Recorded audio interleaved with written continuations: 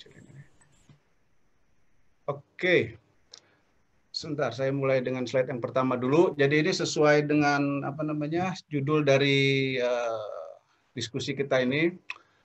Maka saya ambil judul ini, pandemi COVID-19, momentum peningkatan daya tarik investasi sektor hulu migas di Indonesia. Oke, ini intro, semua orang tahu gini ya, COVID-19 ini unprecedented event ya, belum pernah terjadi sebelumnya, otomatis kan tahu-tahu April harga minus gitu ya, seumur umur kan belum pernah tuh harga minus. Harga WTI ya, WTI ya, kalau yang Brent kan turun juga sih, tapi nggak minus. Kan mungkin pertanyaannya kenapa kok WTI minus, Brent nggak minus kan ya? Ya karena WTI itu ya sebagian mungkin udah tahu lah ya. Kalau WTI itu kan titik serahnya dia di Oklahoma, di Cushing. Itu kan dia di daratan, terkucil di daratan landlocked gitu ya. Sementara kalau Brent itu dia di laut gitu ya, di apa namanya, di Laut Utara. Jadi lebih gampang untuk melakukan delivery. Tanker juga lebih gampang, banyak yang ada available dan mudah gitu ya. Jadi waktu itu meskipun Brent tertekan, tapi tidak separah WTI kalau kita lihat di sini. Tapi kalau susah bayangin pasar lah ya. Pasar gitu kan, kok di Bandung itu ada pasar Simpang itu rame, gampang aksesnya itu kira-kira delivery-nya Brent gitu. Kalau ada pasar lagi di ujung Bandung pinggir sana, susah aksesnya itu WTI.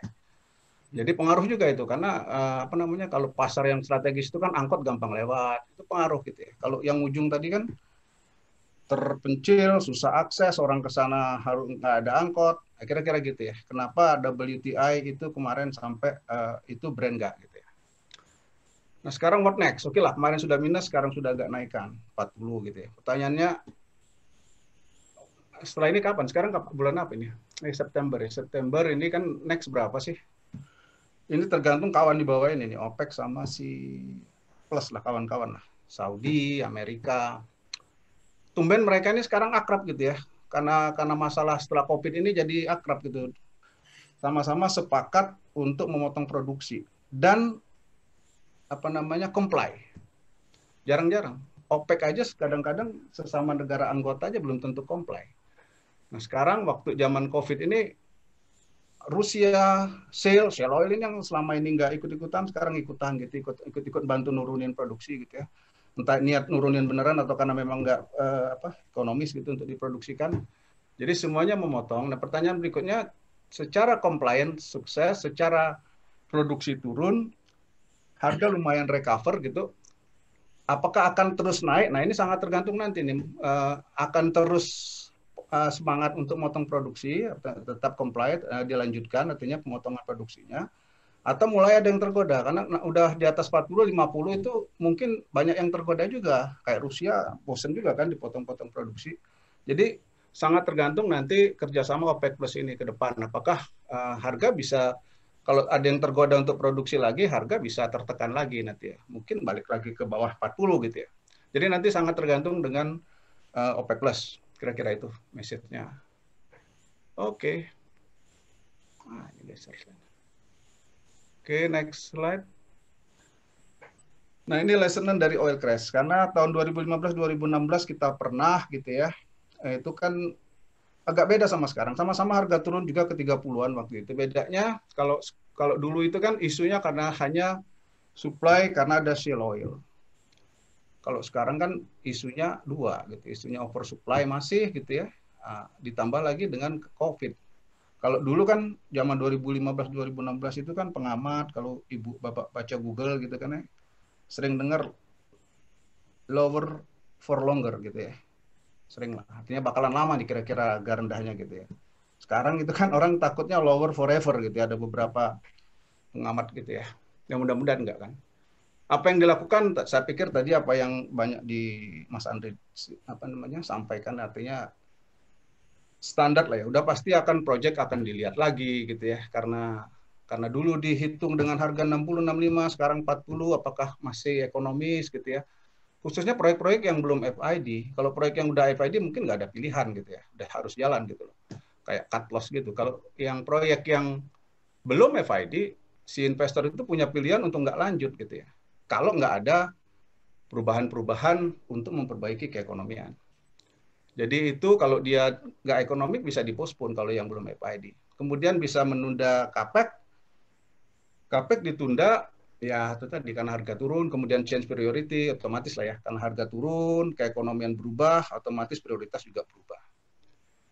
Cost efisiensi semua melakukan, nggak usah disuruh-suruh gitu ya. Semua orang otomatis kalau harga rendah dia akan berpikir gimana cost efisiensi, kemudian renegosiasi dengan supplier, kasihan juga supplier gitu ya harus ikut juga dia merasakan apa namanya musibah harga rendah ini gitu ya. Kemudian yang nggak enak tentunya price new hiring ini kasihan buat adik-adik kita yang baru lulus ya biasanya karena dengan situasi harga rendah itu biasanya apa namanya penerimaan agak turun gitu. Jadi kadang-kadang siklus kalau di oil and gas kan siklus gitu ya. Kalau pas lulus harga minyak tinggi, ya kayak saya dulu lulus tahun 89 harga minyak lagi naik gitu ya. Gampang cari kerjaan, diterima di 1-2 company gitu ya. Padahal kalau harga rendah satu aja susah gitu ya. Nah memang sangat siklus. Ya mudah-mudahan apa namanya badai segera berlalu. Nah sekarang saya masuk ke Indonesia ya. Apa masalah-masalah di Indonesia? Jadi kalau yang tengah ini investor lah, anggap aja investor. Jadi kalau investor itu dia pada dasarnya lihat 3 ini gitu ya. Geologi, mungkin ada yang pernah lihat ya. Atau subsurface, fiskal, dan petroleum regulatory. Basicnya, klasiknya itu tiga ini. Tapi kemudian ada juga yang melihat cukup penting untuk melihat akses to market gitu ya. Karena kalau kita ketemu lapangan frontier, kalau nggak ada akses itu kan kalah menarik dibanding tempat lain yang punya akses, ada infrastruktur dan lain-lain. Jadi itu juga penting gitu ya. Nah ini dari sisi investor yang di tengah. Kemudian apa isu-isu yang ada di Indonesia saat ini? Ini yang saya tangkap gitu ya, saya observe gitu ya. Apa yang saya observe, nah ini kompetisi untuk menarik investor dari luar itu semakin ketat. Nanti saya ada slide-nya. Kemudian ketergantungan kepada impor semakin tinggi, nanti juga ada slide-nya. Nah ini revisi Undang-Undang Migas belum selesai-selesai, paling tidak sampai berita ini diturunkan, belum selesai-selesai. Kemudian ada prolonged misunderstanding of cost recovery. Nah ini, nanti ada slide-nya juga ini. Tidak paham yang berkepanjangan. Misleading yang berkepanjangan. Yang pusingnya itu ya beginian di Indonesia ini. Banyak misleading tapi berkepanjangan. Multiplier effect or fiscal revenue. Nah ini juga kadang-kadang suka gamang. Karena kadang-kadang hidup ini harus milih. Ya kalau bisa dua-duanya ya kita milih multiplier effect dan fiscal revenue. Tapi di dalam situasi seperti kita ini pilihannya ya pilih salah satu. Mau multiplier effect atau fiscal revenue gitu. Kadang-kadang kan gamang. Kadang-kadang ngomongnya multiplier effect gitu ya. Tapi tetap aja pengen fiskal yang tinggi. Nah, jangan gampang. Harus kalau kita komit multiplier ya sudah. Fiskal jangan terlalu tight gitu ya. Kalau mau tight, mau multiplier ya nggak dapat. Nah, kalau mau dua-duanya malah nggak dapat dua-duanya. Kemudian energi transisi. Energi transisi itu kan ya kita tahu lah ya, emisi karbon, banyak perusahaan-perusahaan minyak sekarang dia go green. Khususnya yang di Eropa, beda dengan yang Amerika. Kalau yang Eropa itu kan kayak BP, apa lagi yang Eropa nih? Eni, Shell, Repsol. Ya ada yang besar-besar aja ya, yang di Eropa gitu ya, Total. Nah itu yang Eropa itu memang mereka go green lah ya, net zero. Ya memang yang Amerika kan nggak terlalu gitu ya, kayak Exxon, Chevron. Nah jadi implikasinya apa? Implikasinya itu ke duit, alokasi. Jadi kalau misalnya dulu duit yang tersedia untuk hulu migas 100, sekarang dengan adanya policy net zero ini mungkin ya 100 itu ya mungkin 40 berapa persen itu harus lari ke ini apa namanya skema bisnis yang non fosil, non oil and gas gitu ya. Otomatis alokasi budget yang ke upstream akan berkurang. Ini tantangannya gitu ya. Kemudian KPI, short term orientation. Nah ini juga masalah di Indonesia, karena semua orang berpikir jangka pendek. Enggak orang ya, kalau kita bicara ini mulai dari kementerian lembaga, institusi, perusahaan, organisasi, apa lagi? Jadi semua berpikir tahunan gitu ya. Yang jadi masalah itu kadang-kadang, yang namanya KPI itu suka conflicting gitu ya. Satu institusi aja bisa konflik gitu, kadang-kadang ya. Ya pastilah kebayang gitu. Jangan satu bidang dengan bidang lain kadang-kadang bisa beda itu KPI-nya, tujuannya bisa nggak lain satu sama lain. Akhirnya kan orang semua berjuang untuk dapat KPI yang tinggi, yang tercapai.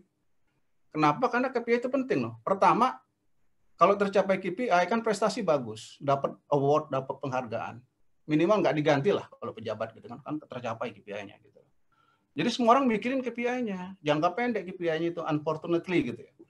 Padahal kalau kita bicara dengan Indonesia, tujuan Indonesia dengan horizon yang lebih luas, ya itu nggak nyampe-nyampe. Jadi sibuk mikir tahunan, yang mikir 5 tahun ke depan nggak ada. Karena nggak ada gunanya mungkin dianggap mikir 5 tahun ke depan. Cuma juga kan bukan gua lagi. Nah, cara-cara berpikir gini lah yang kadang-kadang bikin masalah lah ya. Kemudian decreasing investment attractiveness, nanti saya ada slide-nya, nanti kita lihat di slide aja lah.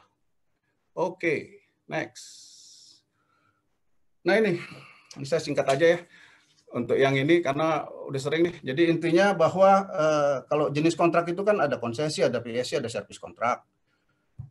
Nah masing-masing ini ada videonya sih kalau mau nonton di sini saya karena banyak yang nanya kan PSC Kosrek, PSC Gross Split, bagus mana? Oh saya kan nggak bisa jelasin 1-2 menit gitu ya kalau ditanya orang gitu. Makanya supaya panjang saya bikin video, nontonlah gitu 30 menit. Khususnya buat teman-teman yang kurang kerjaan nih, kalau yang sibuk nggak usah lah, jangan nonton. Nah ini ya kira-kira beginilah ya. Kalau ini yang orange ini gas, yang biru ini minyak lah ya. Jadi kalau kira-kira apa sih poinnya di sini? Jadi poinnya di sini itu adalah kalau di negara-negara OECD, negara-negara maju mereka pakai pakai konsesi.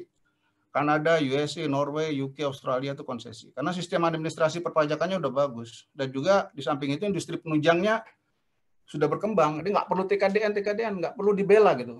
Industri domestik, karena mereka udah maju. Itu nggak masalah di konsesi. Tapi di negara-negara berkembang, ya PSG umumnya. Ya kita lihat lagi ke bawah. Negara-negara yang berkembang itu maksudnya yang cadangannya sedang-sedang sampai kecil lah. Kalau yang besar lain lagi. Kalau yang besar itu mereka umumnya akses tertutup. Tertutup itu kayak gini lah ya. Boleh masuk tapi servis kontrak kayak di Iran sama Irak. Atau konsesi tapi NOC minimum 51%. Nah, itu juga bentuk-bentuk dari limited akses itu gitu ya. Nah ini, kalau yang negara yang sama sekali belum boleh industri urusan asing masuk ke industri hulu migasnya, sekarang tinggal 2, Saudi Arabia sama Kuwait. Dulu ada temannya Meksiko, tapi Meksiko alhamdulillah 2014 sudah sadar dia, karena tiba-tiba produksinya turun terus, dia buka investor asing dan sukses mereka gitu ya. Jadi kira-kira ini ya untuk yang ini, kalau yang ini silakan lihat video lah. Karena kalau saya panjang lebar di sini 30 menit sendiri habis waktu. Oke. Nah ini misunderstanding cost recovery ini saya nggak tahu lah ya, saya kadang-kadang agak males juga jelasin ini. Karena nggak ngerti-ngerti juga gitu. Orang umum maksudnya, kalau ibu-ibu bapak-bapak sini kan udah pada ngerti lah. Jadi kan yang namanya biaya, ini kan biaya nih, cost recovery lah, namanya biaya. Ini kan ada di dunia tadi kan seperti slide sebelumnya, kan ada konsesi, ada PSC, ada PSC. PSC Indonesia kan agak beda, karena di tempat lain pakai royalti, di kita pakainya FTP, dibagi sama K3S. Sama service kontrak. Semuanya ada biayanya, yang namanya orang usaha masa kagak ada biaya, kita bisnis buka kopi pisang goreng aja kan ada investasi biaya gitu. Nah, biaya ini kalau yang merah ini itu dia lewat mekanisme. Nah, ini saya bold gitu ya. Mekanisme cost recovery. Jadi cost recovery itu mekanisme. Kalau yang biru tidak ada mekanisme cost recovery, yuk keluar duit bebankan aja, sama kayak kita bisnis biasa kan ya. Catatlah pengeluaran, langsung bebankan, hitung profit, hitung pajak, selesai. Kalau di yang merah, ya nggak bisa. Lu keluar biaya, gua cek dulu. Guanya otoritas hulu migas di negara tersebut ya. Kalau di Indonesia SKK Migas. Kalau di luar negeri ya adalah namanya. Jadi mereka harus disetujui dulu oleh otoritas itu gitu loh maksudnya. Nggak otomatis langsung dibebankan. Nah kalau dari investor senang mana? Ya senang yang konsesi dong maksudnya gitu ya. Karena kan nggak berurusan dengan pemerintah. Gua keluar 100 ya bayar 100 lah. Saya bebankan 100 maksudnya. Kalau di sini keluar 100, SKK Migas setujui belum tentu 100 kan. Ya karena ada kesalahan-kesalahan kamu lah, dianggap tidak negligent atau segala macam lah ya. Ada hal-hal yang nggak sesuai dengan apa yang disetujui. Bisa jadi keluar duit 100 dibayar 95. Kan belum tentu ini gitu. Jadi sebenarnya cost recovery itu lebih bagus buat negara karena menjamin bahwa pengeluaran itu benar-benar dicek gitu loh. Kalau kita negatif thinking nih, kalau mau main-main biaya gitu ya, mau main-main dengan biaya, enakan yang merah atau yang biru? Enakan yang biru lah. Kagak ada yang ngecek kok maksudnya. Nggak pengaruh ke bagi hasil. Emang di konsesi kagak ada bagi hasil. Tapi pengaruhnya ke pajak. Jadi ada yang bilang, oh ya kayak konsesi ini mirip gross split nih. Biaya nggak ngaruh, itu uang gua. Ya emang uang lo gitu loh. Tapi pengaruhnya ke pajak. Ya ada juga ke negara gitu loh. Jadi salah kalau yang bilang nggak ada cost recovery, nggak ngaruh ke negara. Ya salah. Yang kita lurusin lah. Yang nggak ngerti-ngerti kita lurusin. Oke, ini apa lagi nih?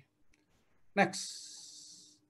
Nah ini baru nih. Kemarin saya dikirim sama teman ya dari Woodmac, ini menarik nih. 3 years of gross split in Indonesia. Is this the end? Ini Agustus 2020, saya baru lihat 2 hari yang lalu ya. Baru baca selintas. Bapak, Ibu-ibu kalau tertarik baca, bagus juga sih menurut saya untuk pembelajaran gitu ya. Jadi ini summary-nya aja saya ini ya. Ada 4-5 halaman kalau nggak salah reportnya gitu. Lebih kali. Ini saya ambil yang relevan aja. Jadi why has Indonesia returned to cost recovery? Ini bahasa Inggris ya. Vague criteria for discretionary industrial split and regressive nature. Susah bahasa Inggris, kita bahasa Indonesia aja. Jadi urusannya ini singkatnya ya daripada baca panjang lagi.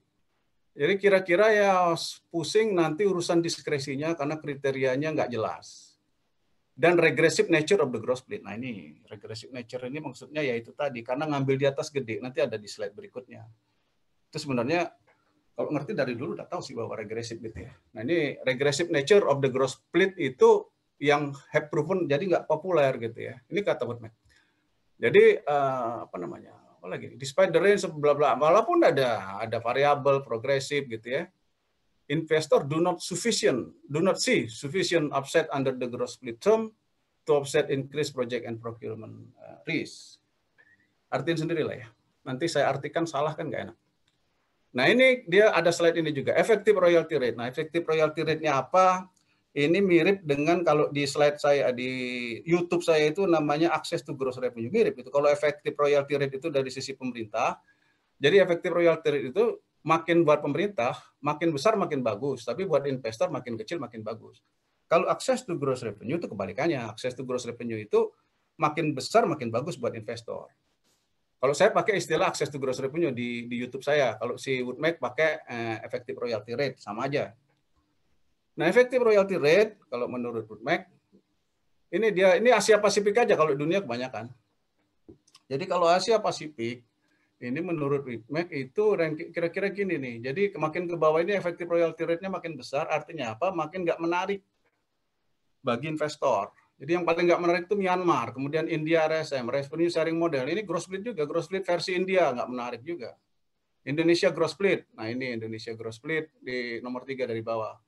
Indonesia PSG di sini. Ini kata sekali lagi kata Woodmac loh, saya disclaimer nanti dibilangin kata saya lagi, ini kan kata Woodmac.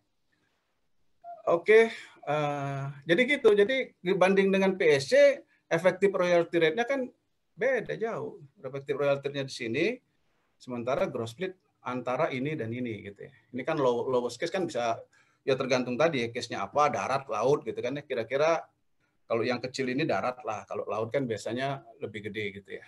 Nah, itu ada dalam bentuk range. Jadi ini effective royalty rate jadi begini, Indonesia PSC yang ini, yang gross split yang bawah. Next. Nah, ini masih di materi si Woodmac yang kemarin. Ini halaman keberapa lupa saya. Saya copy paste aja.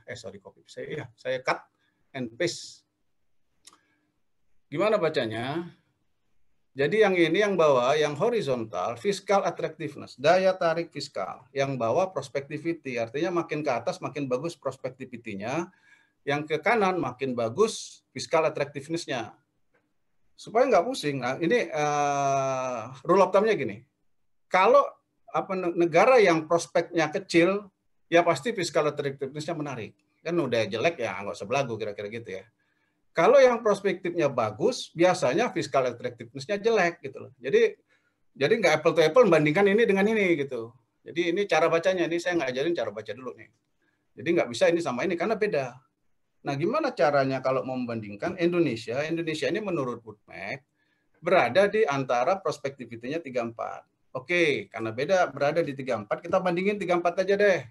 Nah, negara-negara yang di 34 ini, kita bandingkan dengan kawan-kawan yang selevel. Di ibu-ibu, bapak-bapak kan kalau bandingin yang selevel lah. Kalau beda kelas gitu, kalau tinju, kelas bantam, kelas berat, ya babak belur. Jadi kita bandingkan dengan yang sekelas. Nah, Indonesia sekelas.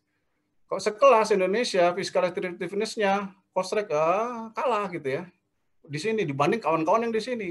UK sini nih. Bendera-bendera, saya nggak hafal juga bendera-bendera nih. Nah, ini Indonesia. Indonesia, Kosrek di sini. Gross split di sini gitu. Kita kalau mau memperbaiki ke kiri atau ke kanan. Tadi yang saya bilang, kalau mau memperbaiki attractiveness ke kanan, bikinlah ke kanan supaya kita tuh kalau bisa di sinilah, ini Malaysia kan lewat-lewatin dikit lah kawan-kawan tetangga ini di sini. Tadi kan maunya bagus tadi kan dari investor Mas Andri. Jadi harusnya lebih bagus kita bikin baru lebih bagus yang ke arah kanan. Kalau growth split beloknya ke kiri ya, ini kayak orang apa ya, kayak mobil salah jalan nih, harusnya belok kanan, ini belok kiri gitu. Harusnya belok ke kanan. Kalau nah sekarang ya udahlah, daripada ngomongin masa lalu gitu kan, gimana caranya ya, mau growth split kayak mau Kosrek kita bikin ke kanan. Kalau mau berubah, kok mau berubah ya? Kok nggak mau ya udah. Ini kalau mau geser ke kanan, karena lawan kita yang satu level di sini, mereka di sini gitu loh. Yang ini nggak usah dicontoh. Jadi kita geser supaya lebih baik kita geser ke kanan sini. Baik yang growth split maupun yang Kosrek. Ya tadi growth split salah lah, 3 years ago ya, sayang juga ya, maksudnya bikin terus tiba-tiba malah nggak lebih baik gitu lah. Oke. Nah, kenapa perlu memperbaiki daya tarik investasi? Nah, judul saya tadi kan bagaimana menarikkan investasi gitu. Kenapa? Ya kita lihat dulu caranya kita perlu perbaiki atau enggak itu apa? Ya data. Datanya apa? Survei, kajian, informasi, apalagi? Studi dari siapa? Ya kalau bisa dari dalam dan dari luar negeri gitu ya. Ya kalau bisa dari kajian-kajian independen tentu yang capable, jangan yang abal-abal maksudnya. Carilah konsultan atau yang capable, yang worldwide. Nah, nanti dia akan punya data untuk memeringkatkan Indonesia di mana gitu ya. Kita kurang apa kita perbaiki. Kalau kurang kita perbaiki jangan dimarahin, nanti konsultannya dimarahin. Sian juga konsultan kok dimarahin. Nah, di sini karena saya cuma dapatnya 3, ada dari Woodmac, ada dari kan tadi udah Woodmac, jangan Woodmac terus lah, nanti kan bisa jadi Woodmac ini sentimen nama Indonesia jelek mulu gitu ya. Jadi kita pakai juga, saya pakai IHS Markit, satu lagi Fraser. Nah, ini yang sering dipakai global sih. Karena sependek yang saya tahu ya Woodmac sama IHS itu untuk hulu migas salah satu yang paling sering dipakai, paling bagus gitu. Ada juga Rystad, cuman Rystad saya nggak punya bahan dari mereka gitu. Jadi hanya 2 ini sama Fraser. Oke, kita lihat. Woodmac cepet aja, tadi udah ya, nanti kayaknya bisa-bisa Woodmac ini kok bilang Indonesia jelek mulu nih, gak enak juga nih. Jadi menurut Woodmac kita di sini nih. Jauh banget ya. Ya, intinya kurang menarik lah ya, karena sama Malaysia aja di sini, jauh banget kita gitu. Ini menurut Woodmac, tapi udahlah kan Woodmac terus, mungkin ada yang bosan sama Woodmac. Oke, IHS deh, coba lihat, siapa tahu IHS kan bagusan dikit.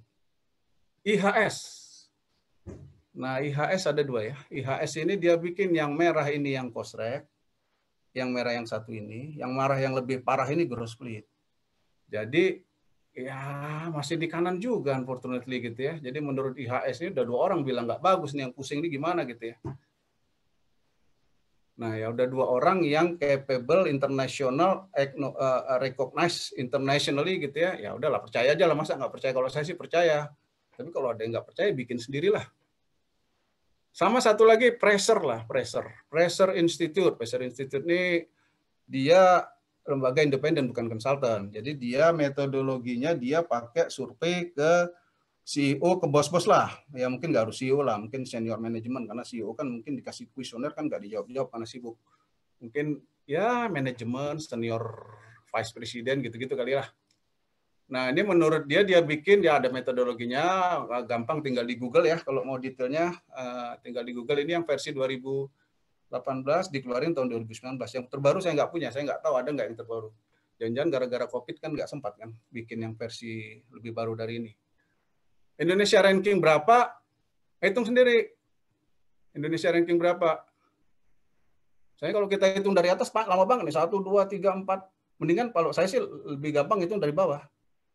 Indonesia ranking 1, 2, 3, 4, 5. Indonesia ranking 5. Dari bawah gitu kira-kira.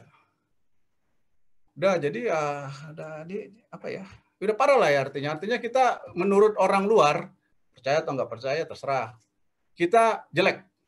Nah sekarang kayak orang gitu ya, kalau dibilangin jelek tinggal milih mau marah sama yang bilang jelek atau mau memperbaiki diri gitu. Kalau ada orang bilang lu Ben lu kacau lu, apa gitu, gue ngerasa ganteng aja soalnya kan kadang-kadang gitu. Kalau di ngaca di rumah sendiri soalnya gitu, nggak ada yang begitu keluar banyak yang lebih ganteng dari gue gitu. Jadi mendingan gue introspeksi. Nah dulu nih kita belajar sejarah dulu. Nah, ini di PSC, ini sebenarnya dari bukunya saya ada, cuman saya mengkut dari bukunya Pak T.N. Mahmud.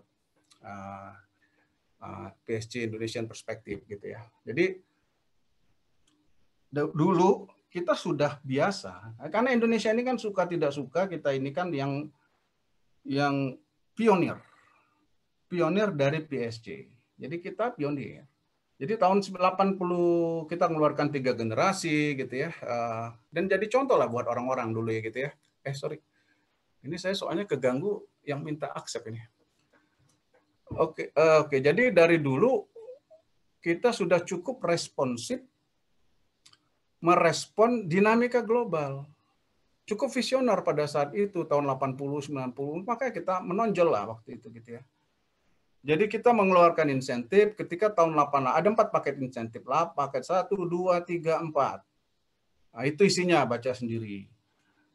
Itu dilakukan kenapa? Karena merespon persaingan global yang sudah berubah pada saat itu. Satu, harga minyak turun, turun juga harga minyak seperti sekarang. Kedua, persaingan itu baru muncul. Dulu yang namanya negara-negara lain itu belum ikutan main di bisnis migas. Tiba-tiba mereka menawarkan juga gitu kan ya. Jadi investor ini kayak hukum supply di mana aja. Jadi si investor itu aja, sementara negara yang menawarkan makin banyak. Jadi oversupply. Kalau di ekonomi itu kan oversupply itu price turun.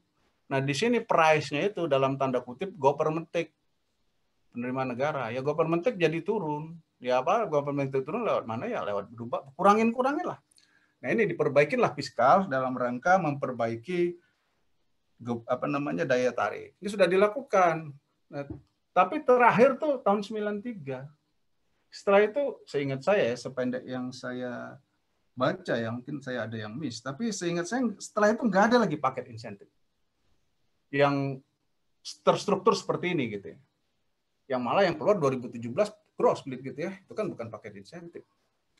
Malah tadi kalau menurut Mac, sekali lagi menurut Mac loh, itu disinsentif. Oke. Nah sekarang saya masuk ke ini permasalahan gap ini. Kira-kira gimana solusinya ya? Solusinya konsumsi kita kan ini minyak ya jangan lihat persis angkanya mungkin meleset gitu ya. Cuman trennya aja bahwa gapnya itu kan menganga gitu loh. Apa solusinya? Ya pertama dalam jangka pendek dan menengah, dalam jangka panjang. Kalau ini menurut saya loh, saya coba bikin gitu. Kalau jangka pendek ini kan bisa akuisisi, jangka menengah itu bisa dari yang sekarang yang sudah ada POD maupun yang envelope discovery tadi yang pernah disampaikan oleh Mas Santi juga. Dan mau EOA dan eksplorasi, ini eksplorasi tulisannya ketinggalan. EOA dan eksplorasi di sini gitu ya. Detailnya gimana caranya implementasinya? Oke, yang pertama jangka pendek, going out strategi. Ini jangka pendek banget ini maksudnya. Artinya apa? Going out strategi itu bagi negara-negara yang konsumsi besar di negara itu gitu ya, kayak siapa? Cina, India, Jepang, Korea Selatan. Mana lagi? Itu mereka melakukan apa yang dinamakan strategi going out. Jadi mencari opportunity di luar dalam rangka mengamankan pasokan domestik. Lewat siapa? Lewat Indonesia. Kalau Indonesia lewat Pertamina. Makanya di sini kan saya lambangnya Pertamina. Jadi itu apa? Dalam jangka pendek memang relatif lebih cepat sih. Artinya kan bisa beli blok baru di luar lewat mekanisme akuisisi atau aset swap. Aset swap jarang sih ya, tapi banyak juga sih dilakukan di negara-negara, di perusahaan-perusahaan lain yang melakukan aset swap. Ya misalnya kayak Pertamina punya banyak aset sekarang kan bisa aja aset swap. Tentu ada hitungan-hitungan lah, hitungan-hitungan valuasinya. Kan nggak harus sama, ada kalau aset swap itu kan ada strategik anunya ya, pendekatan-pendekatan strategik. Nah, jadi melakukan akuisisi tujuannya apa ya tadi mengamankan domestik. Lebih cepat karena tadi ya tinggal ada blok yang sudah produksi, masuklah PI, participating interest, paling enggak ada yang bisa disecure untuk domestik, membantu pasokan lebih cepat. Maka saya sebut di sini jangka pendek gitu ya. Tapi tentu nggak simpel-simpel juga. Kadang-kadang di negara-negara kayak apalagi negara-negara OPEC lah ya, kayak Algeria, Libya yang di Afrika yang Pertamina ada itu kayak di Algeria, kemudian Irak, mana lagi Pertamina ada di Gabon kalau nggak salah. Gabon sekarang masuk negara OPEC juga. Biasanya di negara-negara ini fiskalnya tough gitu ya, tougher. Ya itu challenge juga gitu ya. Challenge-nya pilihan kalau Pertamina kan kalau di Indonesia kan dapat privilege. Kalau di luar ya enggak lah. Kalau apalagi di negara-negara yang tadi prospek maka akan berhadapan dengan fiscal term yang relatif ketat. Next. Nah, jangka menengah dan pendek, mengembangkan and develop. Sebenarnya saya sih sebenarnya di sini ngomong undeveloped discovery sih. Sebenarnya karena saya ngeliat undeveloped discovery itu kan memang harus dibantu gitu loh. Tapi ya nggak cuma undeveloped discovery tadi yang di presentasi sebelumnya dari Mas Andre, yang udah ada POD yang sudah ada ini aja sekarang juga nggak ekonomis gitu loh. Jadi ya padahal itu kan udah jelas. Sudah jelas, malah sudah pernah di-approve POD-nya tapi nggak jalan karena nggak ekonomis dengan berbagai hal ya. Sebagai ekonomis tentu salah satu trigger utama memang harga ya, maksudnya dengan turunnya harga, keekonomian lah intinya. Jadi baik yang POD yang sudah disetujui maupun yang undeveloped discovery, tapi undeveloped discovery ini kan memang harus dilihat juga.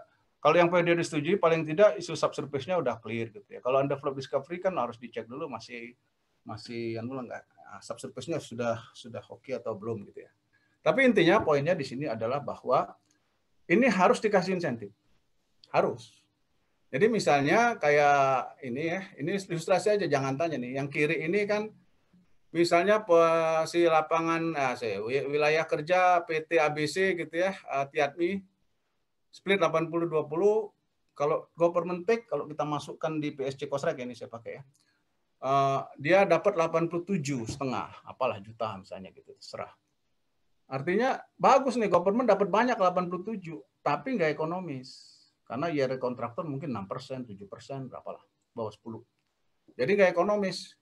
Yang nggak dikerjain gitu ya. Kalau dikasih insentif 50-50, 55-45. Jangan tanya ya kenapa 5-45, kenapa nggak 60-40, kenapa tanggung nggak 50-50, nanti itu sendiri. Nah, kalau pakai 5545 misalnya IRR-nya jadi di atas 10%, berapalah 12, 13, 14, 15 misalnya gitu ya. Government tax emang turun, ya tapi kan nggak apa-apa government turun. Tax turun karena ini duit yang masuk ke pemerintah. Kalau ini duit di awang-awang, di atas gitu, di awang-awang.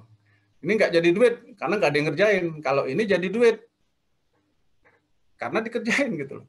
Pemerintah turun, ya turun aja gitu loh, nggak apa-apa. Mendingan turun tapi dapat daripada nggak dapat kan. Kadang-kadang di Indonesia ini kembali suka ada misleading, harus dijelasin ke teman-teman yang non migas, kadang-kadang suka nggak tahu. Waduh, government dapat segini kok turun segini, kerugian negara. Nah, jelasin. Ya kalau ngerti pasti saya yakin teman-teman itu kan kalau dia paham dia ini. Kalau nggak tahu, kalau lihat di atas kertas saja kan kerugian negara nih. Tapi tentu dengan dijelaskan BPK, KPK, apalagi ya begini, mungkin ya paham lah mereka atau dijelaskan dari awal lah supaya nggak nanya di kemudian hari kan, penting juga orang. Jadi bahwa ya sudahlah mendingan dapat dikit tapi barangnya jadi membantu ini paling tidak membantu ini. Misalnya tadi gue harus mengimpor misalnya ya 5 juta misalnya aja ini. Artinya saya negara harus keluar duit 200, paling enggak dibantu dari sini 71 gitu. 71 72 sih gue enggak kebaca. Nolong membantu gitu loh. Enggak sepenuhnya karena tadilah asumsi kita enggak bisa membantu semua gap ini, paling tidak membantu mengurangi beban dengan menambah revenue dari pemerintah. Daripada pemerintah ngelamun membayangkan ini punduk apa sih itu ada pepatah itu ya, punduk merindukan bulan ini maksudnya ini nggak ada. Kalau ini ada, ya udah sikat yang ada aja. Untungnya apa? Untungnya bisa bantuin ini. Kedua, ya ini ada cost recovery, bagus. Cost recovery itu bagus. Saya juga bingung nih kadang-kadang orang cost recovery itu dianggap masalah. Cost recovery itu isinya apa? Isinya pembayaran terhadap karyawan, pembayaran service company, perusahaan jasa, hidup semua itu orang gitu loh maksudnya.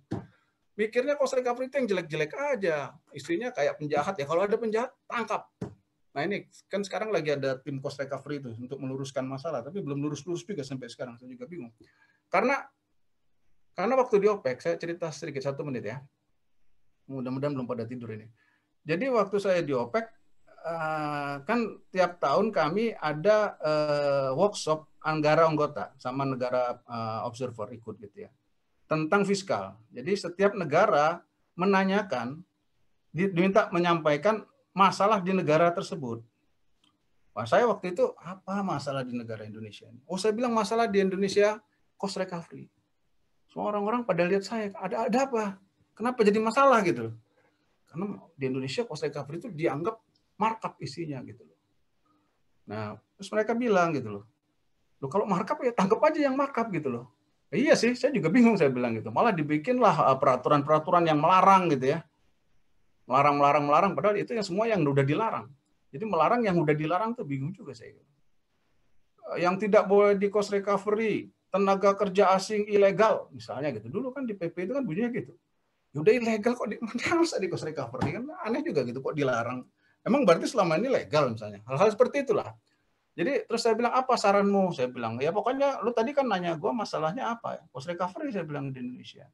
Jadi intinya mereka itu kira-kira begitu loh, bahwa bisa aja ada oknum gitu, bisa aja kalau kita ibaratkan lumbung gitu ya, ada pepatah, karena saya lebih gampang pakai pepatah ini aja. Kalau ada tikus di lumbung itu, sikat tikusnya, jangan bakar lumbungnya gitu ya. Oh, kita tikusnya kagak ketangkap, lumbungnya dibakar kalau kita gini-gini terus gitu kan, kan kasihan. Padahal ya namanya oknum di mana aja ada, mau sistem PSG, kosrek, gross split, konsesi, servis kontrak. Siapa yang bisa melarang ada oknum gitu loh. Tapi masa gara-gara 1-2 oknum lumbungnya kita bakar. Oke, dan panjangan di sini nanti ngalor ngidul. Next, ini yang jangka pendek dan jangka menengah. Jangka menengah panjang, nah ini semua udah tahu lah, ini kan kebanyakan teman-teman IARMI ya EOR dan eksplorasi. Tapi EOR itu nggak ekonomis lah. Harga minyak sekarang perlu sesuatu yang baru gitu ya, menurut saya gitu ya. Nggak nendang gitu kalau cuman pendekatannya mau pakai PSG kosrek, mau pakai gross split, nggak ekonomis. Mau dikasih diskresi berapa, apalagi darat gitu loh, kayak misalnya Rokan, bayangan saya itu agak berat gitu loh, misalnya kayak Rokan misalnya, nanti dia akan minta diskresi berapa gitu loh maksudnya. Ya belum ada ngitung kali ya, saya juga belum ngitung, cuman saya ngebayang-bayangin aja gitu. Jadi menurut saya perlu approach baru supaya ekonomis, daripada ngomongin terus gitu, tapi kalau nggak ekonomis siapa yang ngerjain kan gitu. Jadi harus diubah cara terbitkan insentif baru yang sesuai dengan kondisi zaman. Masa masih pakai pendekatan tahun 93, terakhir insentif maksudnya 93. Setelah itu dunia sudah migas, sudah berubah banyak, tiba-tiba kita berubah sedikit, selesai. Kalau untuk yang baru penerbitan ini untuk eksplorasi blok baru, kasihlah seenak-enaknya gitu ya. Kasih banyak-banyak lah, investor itu susah amat gitu. Nanti kalau ketemu kita ubah lagi. Itu yang dilakuin oleh Guyana, Mozambik, Brazil, apalagi Suriname, negara-negara nggak pernah kita dengar itu ya. Itu mereka itu ketemu baru ubah gitu ya. Setelah mereka ketemu pre-salt basin di Brazil itu dulu pakai konsesi. Ketemu pre-salt basin Giant, begitu untuk penawaran blok berikutnya, kalau yang udah ada diubah nggak boleh dong, itu kan melanggar kontrak. Untuk kedepannya mereka ganti pakai PSG. Kenapa? Karena negara pengen dapat lebih banyak. Boleh. Dan begitu juga di negara lain, Guyana yang kemarin ketemu banyak gitu ya. Sekarang mereka mengconsider untuk mengubah. Tapi investornya tetap mau. Kan di luar negeri itu ketemu dulu Giant, baru ubah gitu ya. Baru bikin kontrak, baru pikirin kontrak lah. Kok kita ya balikan gitu ya. Giant belum ketemu, kan big fish lah. Ya, kalau mereka itu ketemu big fish, baru ganti kontrak supaya lebih menguntungkan negara gitu. Kalau kita big fish-nya belum ada ya. Small fish, satu small fish, ikan apa? Ikan cucut kali. Nah itu, jadi menurut saya mendingan gitulah. Udah kasihlah sebanyak-banyaknya, ubah rezim fiskal, suruh pilih mau gross split, cost rate silakan, tapi split-splitnya harus diubah semua itu. Nanti kalau emang ketemu, ya supaya investor tuh datang gitu ya. Kalau dia lihat ubahnya dikit-dikit aja, nggak ada yang datang.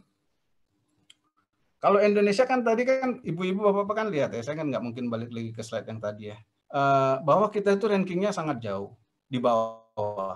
Pada saat ini saya kebetulan ada teman saya kan, dia konsultan di luar gitu ya, teman dulu pernah kerja di OPEC bareng. Dia bilang saya lagi banyak dapat project mereview rezim fiskal di negara-negara kebanyakan memang Afrika sama Amerika Selatan gitu ya. Kenapa? Karena mereka mau memperbaiki rezimnya, karena mereka tahu tantangan setelah COVID ini, pandemi COVID ini lebih besar. Waduh, saya bilang, waduh, padahal kami juga nih. Saya agak takut gitu loh maksudnya. Karena yang lain itu, ya sama-sama, kita kan sama-sama lagi mikir nih. Lagi mikir memperbaiki insentif fiskal. Di Indonesia lagi mikir, tiap hari Zoom meeting juga, tuh saya yakin di Gabon, di mana-mana itu. Dia lagi memperbaiki rezim fiskal, Zoom meeting juga, saya yakin sama kayak kita sekarang, gimana tiap minggu Zoom meeting untuk memperbaiki. Saya takutnya mereka duluan memperbaiki gitu ya, kita masih Zoom meeting gitu ya. Satu. Yang kedua, saya takutnya kita nanti keluarnya nggak signifikan gitu ya. Padahal tadi kita rankingnya di bawah. Kalau di bawah kita memperbaiki nggak signifikan, itu kayak main bola tengah nendang gitu maksudnya. Sementara yang di atas kita dia memperbaiki juga, dia jauh lebih baik lagi. Jadi kayak ibaratnya itu kita makin tak terkejar, makin nggak mengejar. Makin kita nggak bisa ngejar ranking kita yang sudah terpuruk tadi gitu. Maka perlu terobosan-terobosan kalau lawan. Nah sekarang kita harus lihat lawan ini melakukan perubahan gitu ya. Nah, kita harus melakukan yang lebih berat, yang lebih radikal dari lawan. Kalau kita keluarnya nanti perubahan nggak signifikan gitu ya, cuma ecek-ecek perubahannya, ya saya jamin peringkat nggak berubah. Malah mungkin tambah turun karena tadi yang lain juga memperbaiki. Nah ini udah ya. Jadi intinya kalau di Meksiko, di tempat-tempat lain itu kan memang mereka bikin investor itu milih lah. Investor itu kan dia masalahnya, investor itu kan dia boleh pilih, dia bisa ke mana-mana gitu loh. Jadi kalau dia ke ada pilihan lain kan dia pindah ke tempat lain. Jadi lebih baik kita jangan disuruh-suruh. Tapi sekarang kan udah ada perubahan lah, udah boleh milih investor mau PSC, Kosrek, mau growth split silakan. It's okay, ada progres gitu ya. Nah, karena di luar negeri juga begitu gitu loh. Brazil gitu ya. Ini contoh-contoh yang ketemu-ketemu. Ini Guyana itu karena fiskal bagus. Tapi sekarang Guyana tuh lagi mikirin gimana gue memperbaiki. Ya nggak apa-apa, udah ketemu duluan, baru ngomong ini gitu. Kalau belum ketemu udah ngomong, itu kurang kerjaan. Nah ini Brazil sudah ketemu, pindah ke PSG. Ya udah ketemu gitu loh.